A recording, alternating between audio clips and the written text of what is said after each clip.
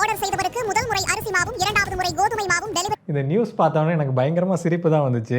அரிசி மாவையும் கோதுமை மாவையும் பிடிச்சி அனுப்பிச்சி வச்சிருக்காங்க. இதுக்கு நம்ம ஆகஸ்ட் மாதமே ஒரு வீடியோ போட்டிருந்தோம். கிரியேட்டின் பவுடர் வந்துச்சு, அது ஓப்பன் ஆன மாதிரி இருக்கு, அதுக்கு பதிலாக பேராசிட்டமல் மாத்திரையை அரைச்சி போட்டிருந்தா என்ன செய்யறது அப்படின்ற மாதிரி அதை நிஜமாவே எக்ஸிக்யூட் பண்ணி வச்சிருக்காங்க. பார்த்தீங்களா, அன்றே கணித்த செய்யதும் பிராண்ட். இந்த பிரச்சனை பிராண்ட் சைட்ல இருந்து நடந்துச்சா இல்லை டீலர்ஸ் யாரும் இடையில வேலையை பார்த்து விட்டாங்களா அப்படின்றது நமக்கு தெரியாது. ஏன்னா லாஸ்ட்டாக கார்டுகளில் நம்ம அந்த கிரியேட்டின் பவுடர் வாங்கியிருந்தப்போ அவங்க நான் ரிட்டர்னபிள் ப்ராடக்ட் அப்படின்னு சொல்லிட்டு ப்ராடக்ட்டை ரிட்டர்ன் எடுக்கல, ரீஃபண்ட் பண்ணிட்டாங்க. ஸோ அப்படின்றப்போ அது பிராண்டில் இருந்தால் வந்துருச்சு, அது ஒரு மட்டமான பேக்கேஜிங்காக கூட இருக்கலாம். அண்ட் அவர் காட்டுற ப்ராடக்ட் எல்லாமே கார்டுகள்லையும் இருக்கு, அதுல எல்லாம் பார்த்தீங்கன்னா நான் ரிட்டர்னபிள் ப்ராடக்ட் தான் அது. ஆனால் அவர் ஆர்டர் பண்ண கவர் வந்து பார்த்தீங்கன்னா அது கார்டுகளோடது கிடையாது, வேற எங்கேயோ ஆர்டர் பண்ணியிருக்காரு. ஸோ அந்த மாதிரி பிரச்சனைலாம் வரக்கூடாது அப்படின்றதுக்காக தான் இந்த மாதிரி ப்ராடக்ட் எல்லாத்துலையும் வாய்ட் ஸ்டிக்கர் கொடுக்குறாங்க. அண்ட் அந்த ப்ராடக்ட்டை ஜெனியூன் ப்ராடக்டானு வெரிஃபை பண்ணுறதுக்கு அந்த லேபிள் கோடும் வந்து கொடுக்குறாங்க.